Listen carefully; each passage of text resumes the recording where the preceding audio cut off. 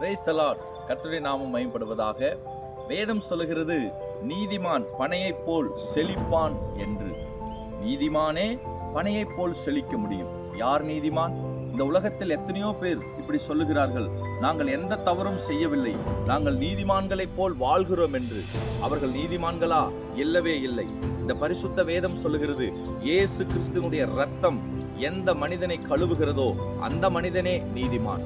எந்த மனிதன் இயேசு கிறிஸ்துவினால் இரத்தத்தினால் கழுவப்படவில்லையோ அவன் நீதிமானாக இருக்கவே முடியாது என்று. ஆகவே இயேசு கிறிஸ்துவினுடைய இரத்தம் உங்களையும் என்னையும் கழுவ வேண்டும். எப்போது அந்த இரத்தம் உங்களையும் என்னையும் கழுவும் என்றால், இயேசுவே என்று அவரை நோக்கி கூப்பிடும்போது, இயேசுவே என்னை மன்னியும் என்று கேட்கும் போதே அவருடைய ரத்தம் கழுவுகிறது. இன்றே அவரை நோக்கி கூப்பிடுவோம். அவருடைய ரத்தத்தினால் கழுவப்பட்டு நீதிமான்களாய் மாறி பனையைப் போல் செழித்த ஒரு வாழ்க்கை வாழ்ந்து அவர் நாமத்தை மகிமைப்படுத்துவோம். ஆமென்.